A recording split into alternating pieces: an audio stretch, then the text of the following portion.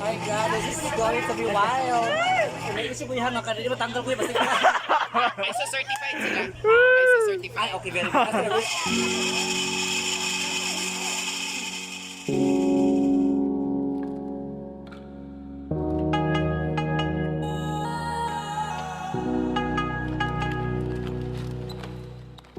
For the past few months after lockdown, I've been wanting to explore nearby tourist attractions in the region and have a quick escape from the city. And good thing, there's heaven here that felt like Baguio City in Davao Region. Tara na, this is being local. 7:45 in the morning, and we are now a few meters away to Camp Sabros. Today is the 8th of December 2020. Obviously, a couple of weeks before we leap to year 2021. Our team, as in lumipad ang aming team para sa isang cool and fun adventure. We've been doing this in our department for quite some time, and every December is an escapade. Actually, a fellowship, Christmas party, year-end Thanksgiving, and all. This time, due to health risks brought by pandemic, we decided not to travel far and napagdesisyon na namin to have a day tour around Kapatagan, Digos City.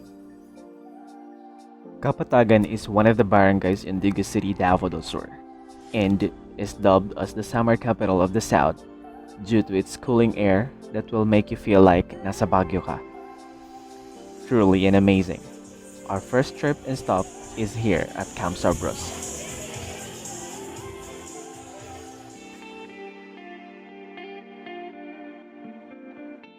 Camp Sabros was established in 1994. Wait, that's me right there.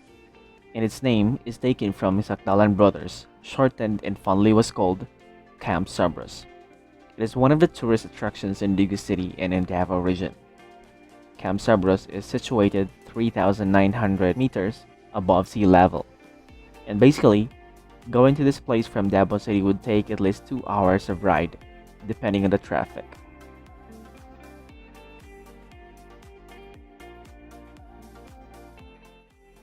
Aside from its cooling breeze, sobra sab kalami magtambay sa ilang Rebel Bar and Diner, which offered American and Filipino food with a wide array of beverages.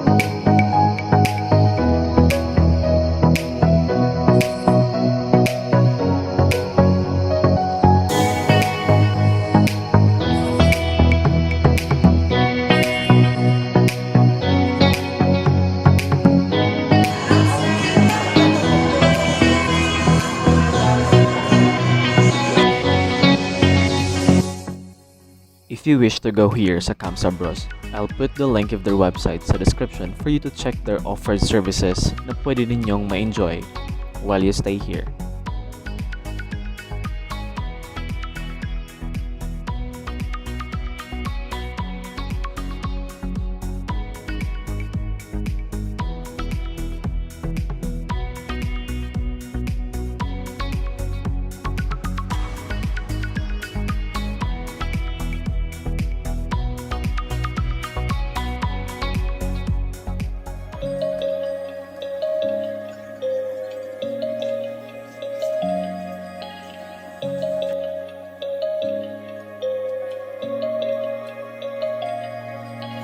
Fly away to the sky, shining bright like a sunshine, dreaming high like the stars, dancing through without clouds. And everything is such a meaning. And hindi ka nakapunta ng Camp Sabros if you haven't tried their Zipline. Go!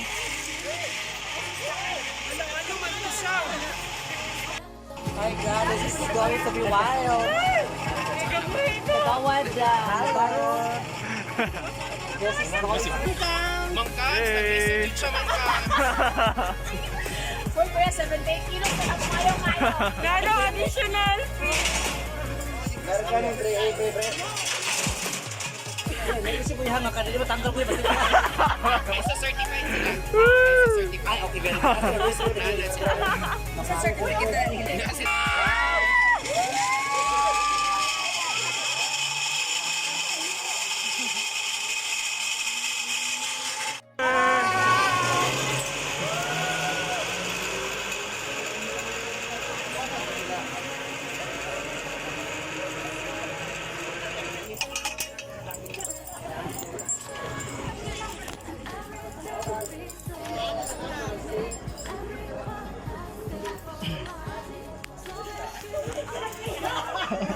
Sa ko'y partner.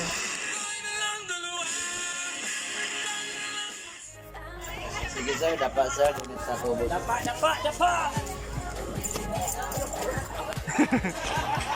Kana, ibuntak kina.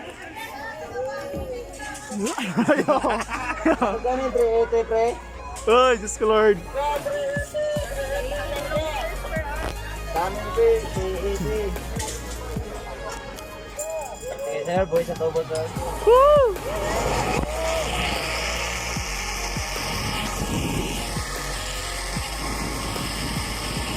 Oh my! Oh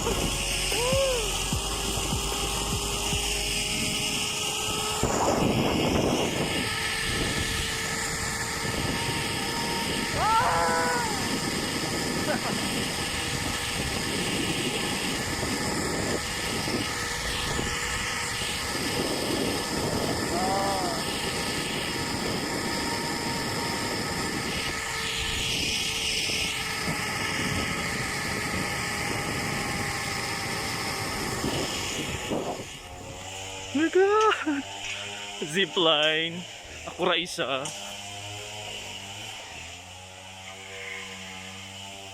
So this time, babalik tayo doon with the cable car.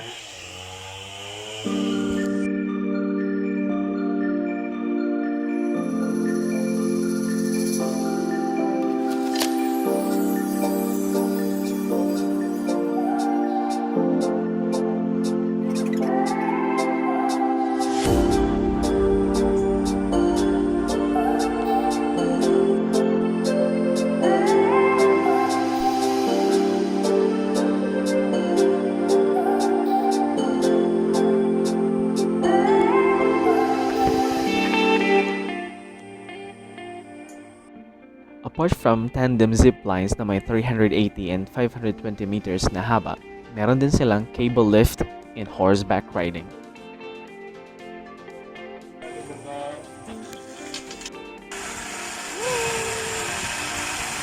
Oh my!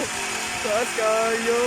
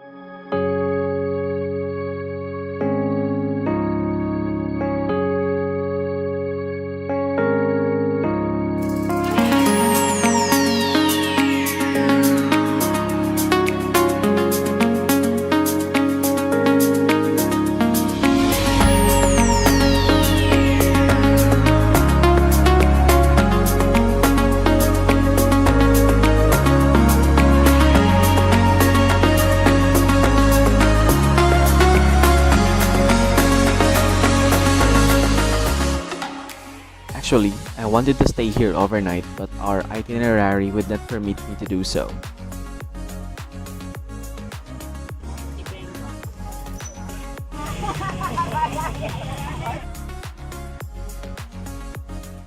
Overall, the adventure is fun and something amazing.